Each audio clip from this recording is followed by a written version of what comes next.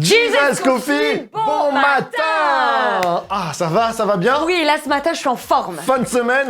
Fin de semaine, on a passé une semaine toi, t'es en forme. extraordinaire. Moi, ça pique, hein. Moi, j'ai les yeux là, Ah j'en non, peux plus. on s'est régalé, les cours du soir, Ah oui. la célébration, Oui. la réunion de prière de jeudi, les ça. psaumes toute la semaine, on s'est régalé. Hein. Mais j'ai plus d'énergie. Eh oui, allez, encore un petit peu. En plus, on a un super invité aujourd'hui. Voilà, c'est vrai, on a un super invité et ça me motive. Ouais. On accueille ce matin notre cher... Yvan Musard. Coucou Yvan. Salut.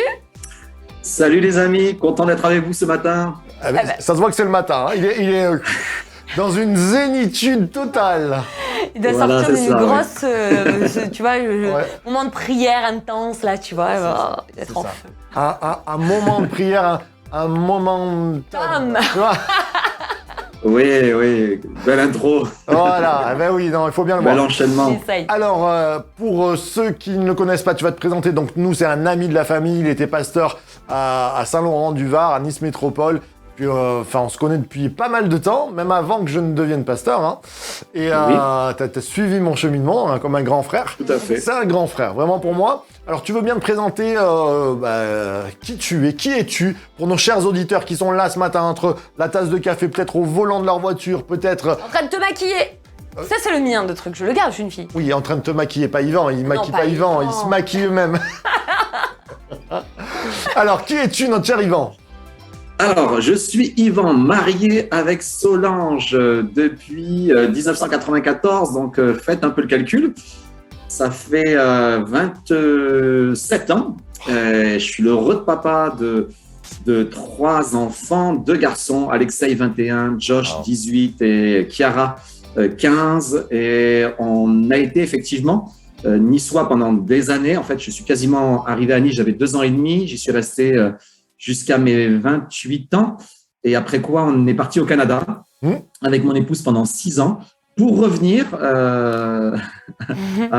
à nos origines, à la région niçoise et y passer les 15 dernières années.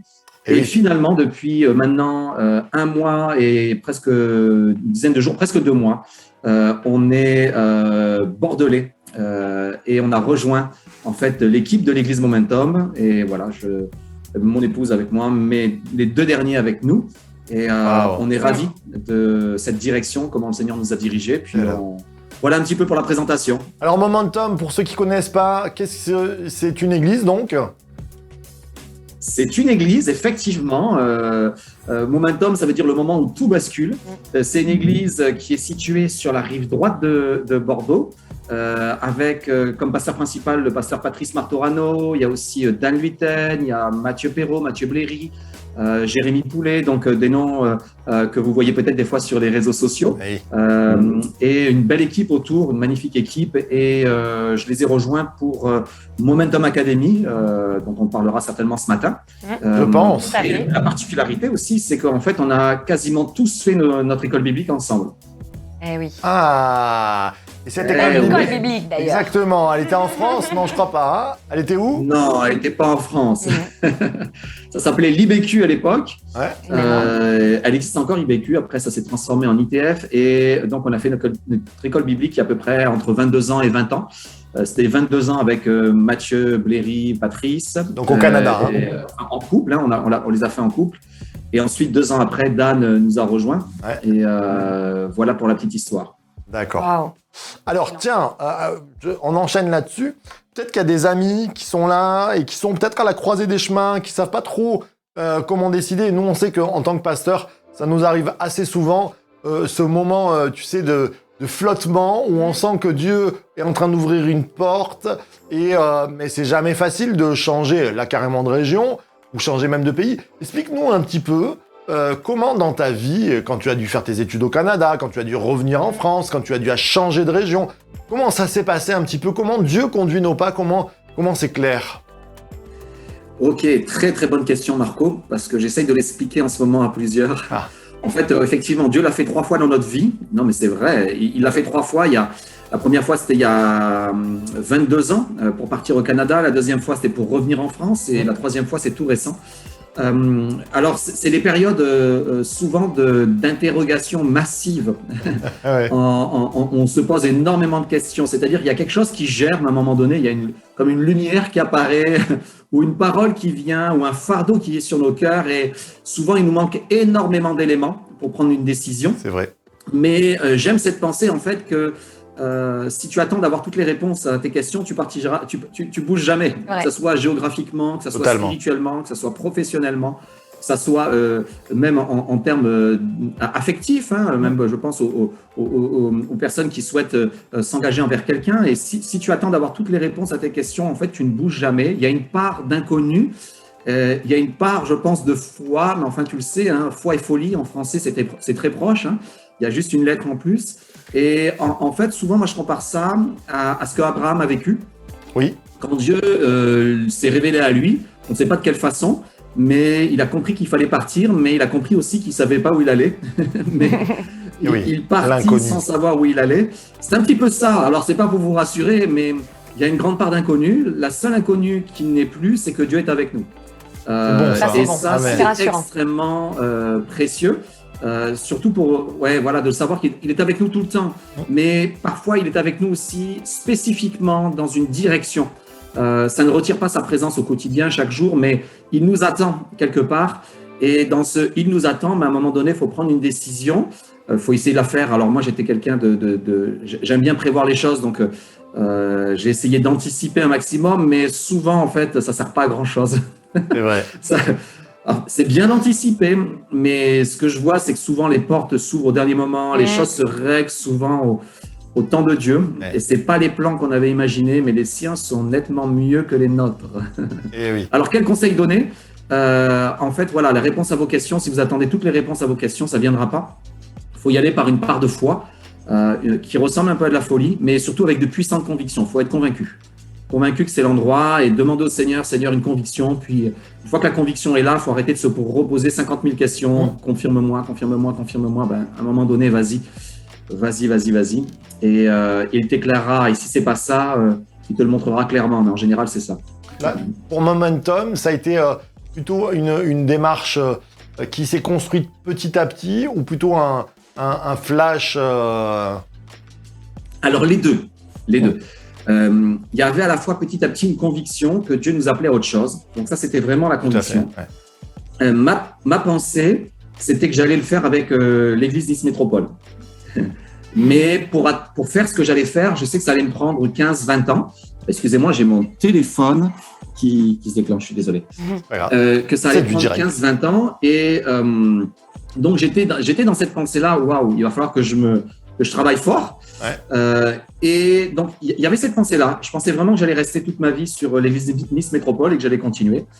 Puis, tout d'un coup, il y a une parole qui est venue à travers un invité qui a souvent été à nos croisées de chemin. Il s'agit de Luc Dumont. Il a souvent été à la croisée de nos chemins. Et des fois, c'est pour certains, des fois, c'est pas pour d'autres. En tout cas, pour nous, ça a été le cas.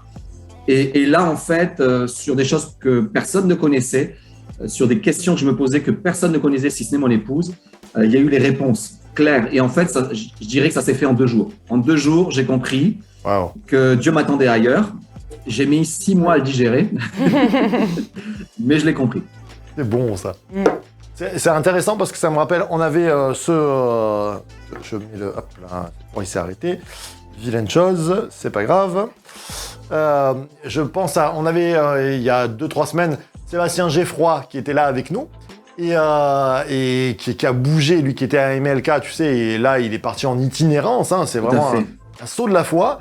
Et c'est intéressant parce que c'est aussi à un moment donné sur une parole avec Luc Dumont qu'il a reçu dans un temps spécial.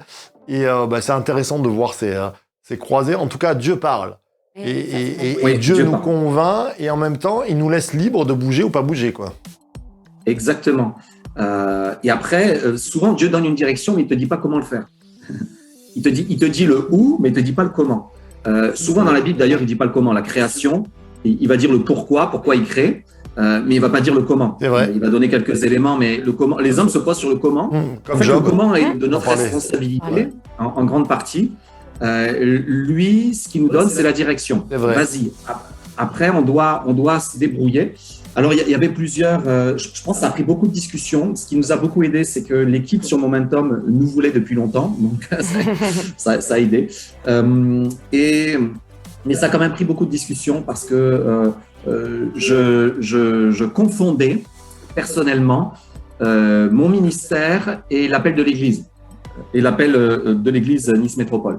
Et je voulais entraîner l'Église Nice Métropole dans mon choix personnel de vie. Et si, Oui, ça, on peut pas, pour des pasteurs, parfois c'est délicat parce que souvent Dieu nous parle et il nous parle pour l'Église dont on a la charge. Mais parfois il nous parle et c'est plus pour l'Église dont on a la charge, c'est juste pour nous. Et il faut faire la distinction entre ces deux choses. Et c'est là que ça m'a pris 6 mois. Ça m'a pris 6 mois à comprendre que ce que j'avais reçu, c'était pour moi et pas pour l'Église, et qu'il fallait que je les laisse, que en fait l'épouse était à l'époux, elle n'est pas à l'ami de l'époux, nous on est les amis de l'époux, mais nous ne sommes pas l'époux, c'est Jésus l'époux. Ouais. Et donc ça c'était un petit peu, voilà, ça a été difficile de comprendre. Une fois que je l'avais compris, il a fallu que je l'explique à beaucoup de monde.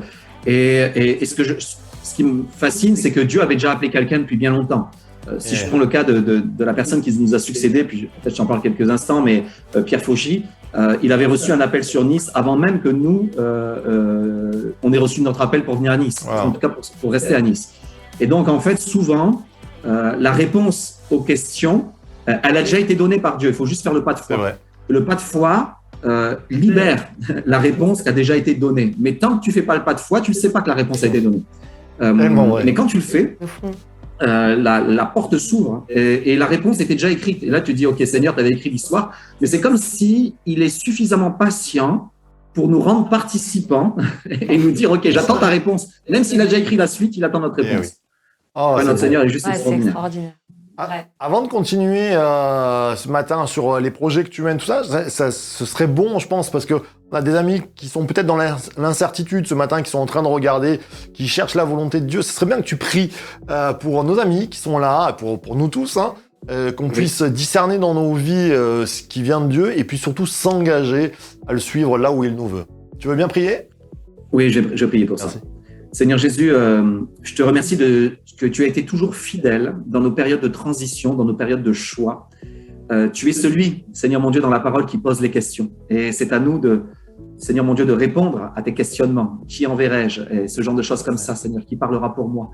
Et Seigneur, je te prie que dans ce temps où beaucoup ont des questionnements, Seigneur mon Dieu, tu sois aussi, en plus de celui qui pose les questions, de celui qui donne les réponses aussi, Seigneur Jésus.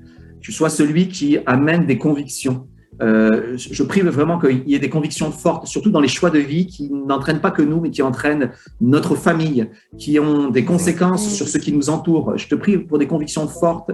Je te prie pour des Seigneur mon Dieu, des révélations, Seigneur mon Dieu, qui viennent parler au cœur. Et ta parole, comme Pierre, sur ta parole, je jetterai le filet, Seigneur. Et des choses qui viennent nous surprendre, qui viennent nous amener peut-être dans des paradoxes, même, où on se dit, mais qu'est-ce qui se passe ? Mais Seigneur, nous savons que tu es au milieu de ces questionnements, nous savons que tu es au milieu des choix, nous savons que tu es au milieu de l'inconnu, nous savons même que tu es au milieu du chaos, que ton esprit planait au-dessus de ce qui semblait être le chaos, pour rétablir l'ordre et écrire la suite de l'histoire. Alors nous te prions, et je te prie que nous puissions, chacun d'entre nous, et tous ceux qui ce matin se sont connectés à Jesus Coffee et qui se posent ces questions, puissent dire, Seigneur, que ma vie serve à écrire ton histoire, Seigneur, serve à écrire l'histoire du royaume de Dieu. Et je suis convaincu, je le sais, que Seigneur cherche des ouvriers, des ouvrières, des hommes et des femmes prêtes à être de ceux qui vont, Seigneur mon Dieu, être les outils entre tes mains pour que tu puisses écrire l'histoire. Au nom de Jésus, Amen. Amen. C'était bon. Hein. Comme c'est bon, on est bien ce matin. J'espère que tu es béni, toi, derrière ton écran, derrière ton volant et tout ce qui va avec. Alors, Alexandra, on se pose un peu la question, qu'est-ce que c'est cette école Cette école, moi j'ai plein de questions concernant l'école. Qu'est-ce que vous enseignez ? Est-ce que c'est une école de disciples ? Est-ce que c'est plutôt de la théologie ? Est-ce qu'il y a de la mise en pratique ? Comment ça se coordonne tout ça ? Une excellente question. Alexandra. En fait, il existe beaucoup d'écoles bibliques. Tout à fait. Et qui sont très pertinentes. Toi-même, tu en as fait une, Marco, aussi à Jérusalem, excellente et tout cela. Et nous, au Canada, on avait fait aussi. Et en fait, on a essayé de faire les choses un petit peu différemment. Notre souhait, c'était pas d'avoir une école de théologie, comme il en existe d'autres qui font très bien le job. Notre souhait, c'était de lier l'école à l'Église. Et c'était d'avoir en fait une école à la fois théologique, mais surtout très pratique. Le but de l'école, c'est de former des hommes et des femmes, pas juste des pasteurs, pas juste des gens qui se destinent au ministère, entre guillemets, sur l'estrade ou un petit peu élitiste. Et j'ai rien contre ça, on a des jeunes qui se forment pour être pasteurs et c'est très bien. Mais l'idée de l'école, c'était de former en fait des leaders d'église, des leaders de ministère. Et vous savez maintenant que des ministères, il y en a beaucoup. Il y a à la fois les 5 ministères dons de la parole, mais aussi d'autres ministères autour. Et notre idée vraiment, c'était d'avoir une école qui dépasse ce cadre juste de théologie où finalement on est un petit peu enfermé dans notre connaissance, mais on voulait lier la connaissance à la pratique. Et aussi, en ayant des gens sur place, travailler le caractère. Donc, on s'est rendu compte qu'il y avait 3 axes qui étaient importants, qui étaient la connaissance, les compétences qu'on allait acquérir et manifester à travers la pratique, et le caractère. La règle des 3 C. Tout ce que tu as reçu s'effondre. Et il y avait un 4e point qu'on s'est aperçu un petit peu plus tard, en le vivant nous-mêmes, c'est la connexion. Comme je te disais, finalement, toute l'équipe, on s'est rencontrés il y a 20 ans, 22 ans à l'école biblique. Et l'école biblique, c'est souvent un lieu de connexion pour écrire des histoires ensemble, pour écrire le projet de Dieu. Et c'est ce qu'on a entamé, et c'est ce qu'on a fait. Puis on croit que quand Dieu réunit les gens, il le fait dans l'Église, il crée des connexions extraordinaires. Il y a des projets qui naissent, il y a des rêves qui prennent forme. Il y a des ministères qui se lancent, il y a des équipes qui commencent à bâtir des choses extraordinaires pour le Seigneur. C'est un petit peu le but. Donc à la fois on a des cours pratiques, théologiques, du lundi au mardi, et sur le caractère aussi. Puis à la fois on a la mise en pratique qui prend place tout au long de la semaine. Super. Avec aussi le projet peut-être de pôles régionaux qui pourraient reprendre aussi le système de formation, comme des églises un peu sœurs ou... Exactement. En fait, alors, on le publicise pas. Ça se fait par notre 4e C, le C de connexion. Ouais. Et avec des églises amies, comme l'église de Fréjus et d'autres aussi, on peut proposer finalement d'avoir un partenariat afin que tout ce qu'on est en train de bâtir puisse être utilisé. En fait, souvent, les églises, elles réinventent la roue. Quelqu'un d'autre l'a fait, mais on est obligé de tout réinventer et on n'a pas nécessairement toutes les ressources pour enseigner tout ça. Là, on a un programme qu'on pense être très bien, parce qu'on s'y met à fond pour le faire. Alors, on espère que c'est très bien. Et qui est adaptable un peu avec nos églises, avec qui on partage une bonne partie de l'ADN, avec qui on se comprend, on s'entend et on veut voir le royaume de Dieu avancer.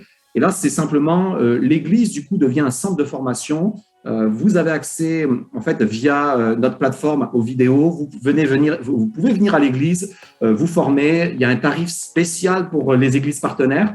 Et oui, effectivement, ça se fait. Alors, on le publicise pas nécessairement, mais on a quelques églises. Marco, il le sait, on travaille ensemble sur ça.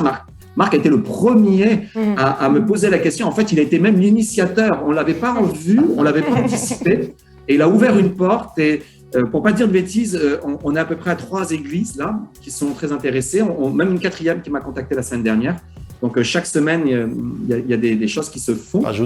Donc, on a un vrai projet qui s'adresse plus du coup à des individus en particulier ou un appel personnel, mais qui s'adresse à des églises. Et on trouve ça extraordinaire. On ne l'avait pas vu, mais c'est génial. C'est génial, c'est encore même...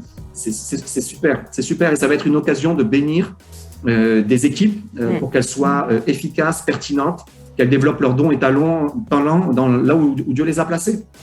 Et on ne peut que se réjouir de ça. Et oui, on va essayer de travailler ça. Alors pour les amis qui nous regardent, on va voir comment on peut mettre ça en place, mais on va en parler avec Yvan. Il faut qu'on se reconnecte peut-être pour janvier, pour voir comment on peut mettre des choses en groupe, en visio et tout ça. Mais c'est une super aventure. C'est pas qu'une aventure, j'allais dire, bordelaise. c'est une aventure francophone, j'allais dire, et qui va impacter, en tout cas, tout à l'heure tu disais, on a essayé de bien travailler. Je te connais, je sais que quand tu fais les choses, c'est pas bien fait, c'est très bien fait.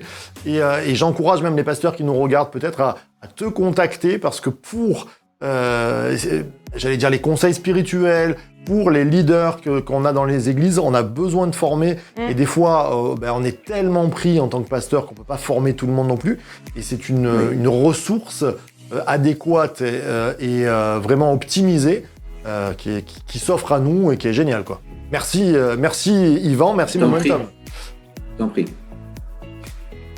Eh bien, on va terminer. On est preneurs. On est preneurs. C'est ça. Cette matinée, tu sais, c'est un quart d'heure même, on dépasse un petit peu là. Mais avec toi, tu es l'invité. Est-ce que tu viendras nous voir un petit peu, peut-être cette année, faire un live avec nous et peut-être prêcher quand tu as un petit moment? Tu crois que tu auras un petit moment en 2022? Oui, c'est sûr qu'on va revenir, ne serait-ce que parce que justement, un de nos garçons est resté sur la Côte d'Azur, donc on va repasser. Et ça sera avec joie. Donc on met une option, Yvan Musard, vous l'entendez, c'est en direct live. Yvan Musard, voilà. Source de vie, Fréjus Saint-Raphaël. Et la même chose, hein, j'ai demandé à ce que Marc puisse être un des enseignants. Et on est preneur aussi de variété dans nos enseignements. Je prépare l'ombre des choses à venir est à venir. Voilà. Voilà, on a été enchanté de t'avoir. Moi aussi. Mon cher Yvan. C'était une joie. Merci encore pour tout ce que vous faites et puis voilà, vous êtes inspirants, donc ouais, on vous encourage. Un bisou à Patrick, à toute l'équipe que je vais croiser bientôt, mais de la part de l'Église Source de Vie, vraiment vous êtes un bonheur. Continuez comme ça, on prie pour vous aussi. Merci. Et puis on se retrouve lundi, ce week-end à l'église, les célébrations. 2 célébrations à 9h et à 11h. Ce soir à la jeunesse, vendredi. C'est vrai, n'oubliez pas la jeunesse ce soir. Et puis lundi, on se retrouve pour notre Jesus Coffee à 7h. Exactement. Et puis n'oubliez pas, Source de Vie. The Church to be. Yes. Bye bye. Ciao Yvan. Bye bye à chacun. Ciao. Merci.